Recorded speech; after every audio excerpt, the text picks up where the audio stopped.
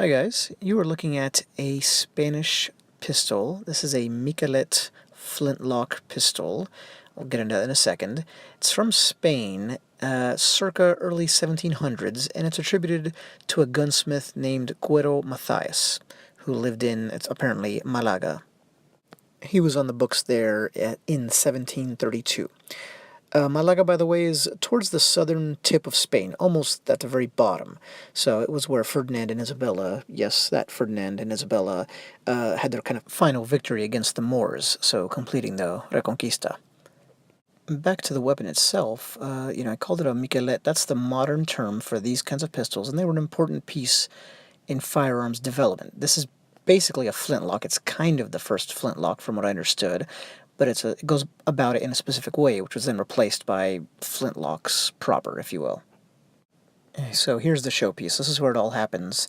And this was an improvement because instead of the earlier matchlocks, you now had a flintlock. So flint is being struck against something, a plate, causing sparks, which then, set off the charge. So you can see how that ring and screw would tighten to clamp down on the flint, and then just imagine it traveling from left to right and striking. And you see the plate, the part that's projecting out to the, kind of the northeast, that's the plate. So it would be down, and once it gets struck, it would get knocked back into its current position. The pan holding the gunpowder is then right below that plate when it's in the down position. So if you see that upside down triangle, that small upside down triangle, behind there, that's where the gunpowder is. And the long horizontal ridge that you see beneath all of that is the spring. There were two types of Miquelet, mechanisms. They were essentially the same, the Spanish and the Italian. I mentioned that the term Miquelet was not used back then. In most of Spain, this mechanism was called a llave de rastrillo.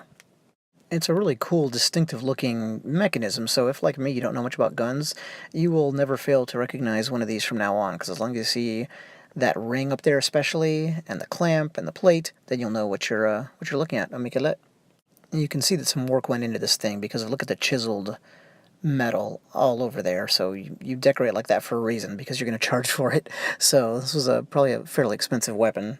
Just like with sword hilts of the time or thereabouts, chiseling steel is hard work, so somebody's putting in a lot of effort to give it that decorative element.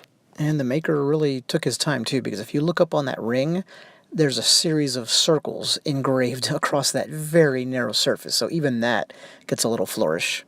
I love this view. That's a 8.5-inch barrel, and as you can tell, there's no sights on it. From this angle, you can also see that the barrel is octagonal, right? It's got actual sides to it, but then it smooths out towards the end.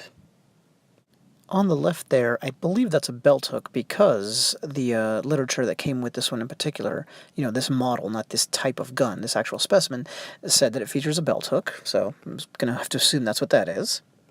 Here's the underside of the barrel. There's the rod. I have no idea if it's the original. I could not tell you, but it's nice that it's there.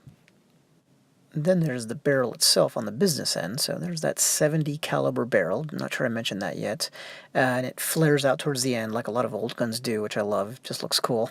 And the final part that we haven't seen yet, or the final part, is on the butt end here. This is the bottom of the grip, and it's got a nice flower design, but more importantly, it's carved into this large knob that the bottom of the handle swells into.